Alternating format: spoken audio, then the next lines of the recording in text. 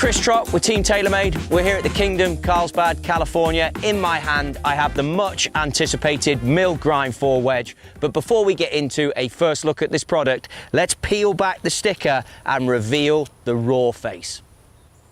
As you've revealed the raw face, notice this now has a laser etching on there, also known as spin treads. Just feel it.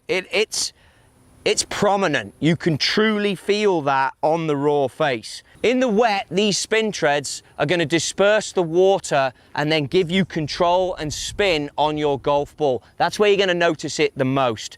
Looking at the wedge from the top, from that tour look where players look at it, Rory is already using this. He's already endorsed it. The belly on the wedge has slightly more curvature to it, so there's more round there, so when you open the blade it's not as straight as it used to be, and the flow in the back here between hosel and the back of the wedge has also changed through the lofts and in the look as you put it down, giving you that tour inspired footprint that is already played by some of the best players in the world. So as you look down the milled grind sole of this golf club, it's going to come in different bounce options, the standard, the high, the low. We've added some shapes and some cambers for you, the golfer, to work with for different turf conditions and based on how you deliver a wedge.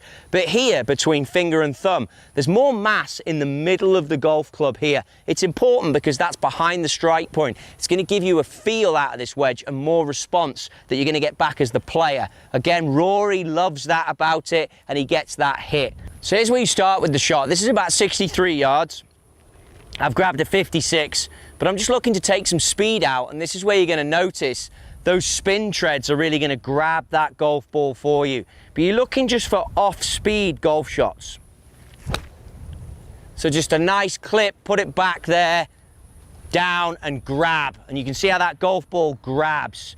Again, let's see if we can flight another one in there, controlling the flight.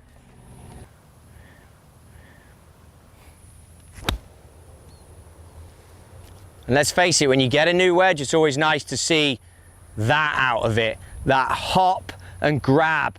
And this is only on a 65, 63 yard shot, and it's generating 8,800 spin. That shows you how much this groove grabs as I hit this off-speed golf shot.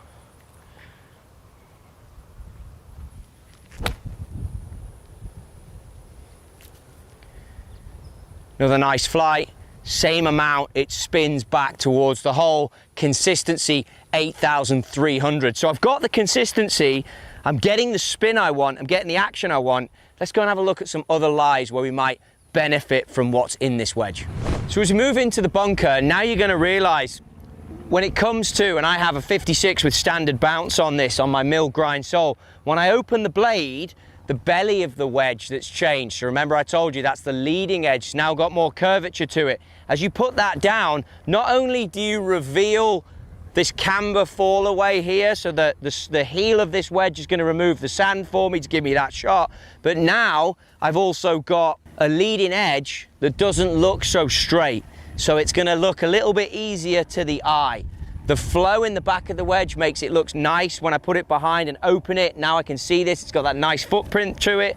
But also as I get in there, set up to it, everything looks how it wants to look. A little bit heavier on that one, ran it up the hill, not a bad result. And then if I can get one a bit cleaner, I'm sure I can capture a bit more spin. There you go. And that one will grab and not run out as far. But two great results.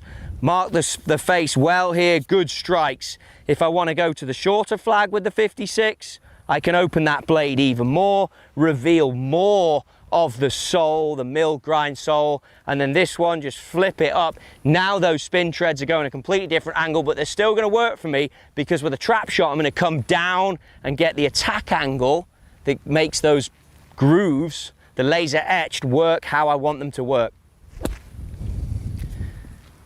Pop it out, control. I'd be happy with all three of those results. Strikes are good. I can feel the face even off the sand.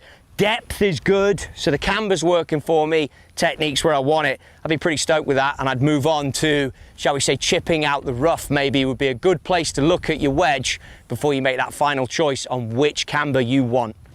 So I've brought us out here to the rough. It's lush here in California at the moment, but you can see as I put the wedge behind now, it wants to drop into the grass. That's where the mill grind sole is really going to come into effect for you. And just as you feel it, and sometimes I just go one hand just to feel it going through, you can get that sound of the mill grind sole really catching on there.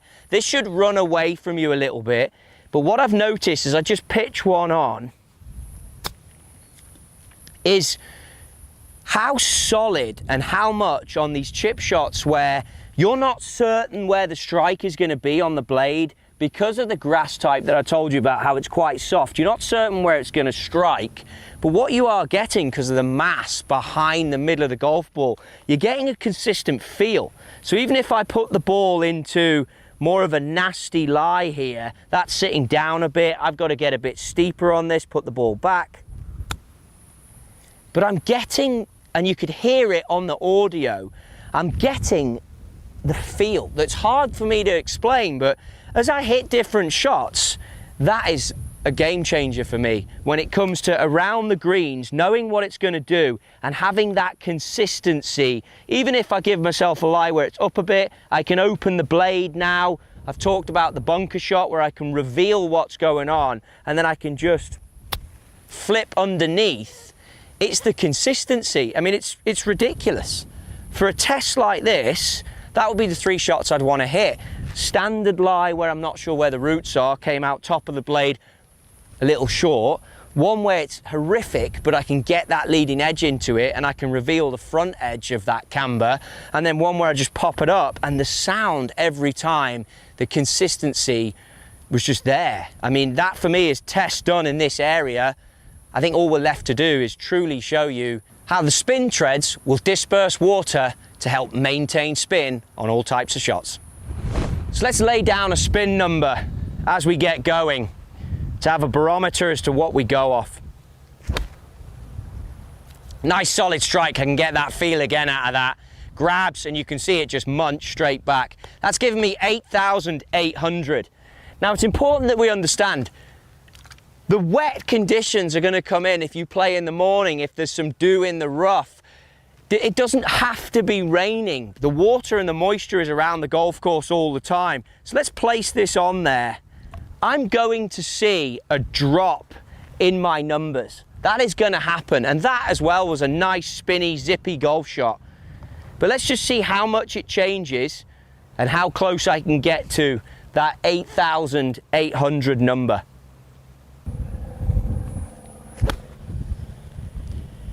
Good flight there, good strike.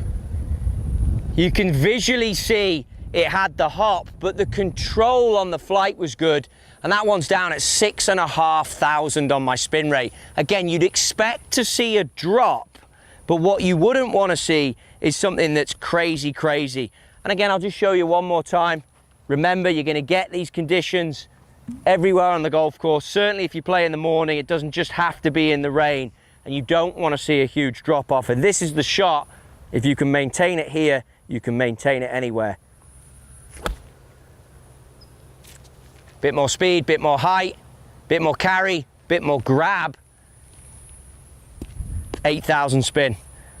That's a great testament as to what you would get out of these wedges, what you get out of the groove and the design. I think they're an amazing job. If you can get fitted for these, I'd advise it. Look at your gapping, look at how they work into your set of irons, get the distances right, get the bounce right for your game. Perhaps if you play at 2 different locations, you want to have the higher bounce for the softer turf, and then if you play somewhere firm or go on a trip to Europe, you're going to want that low bounce option to be in your lineup.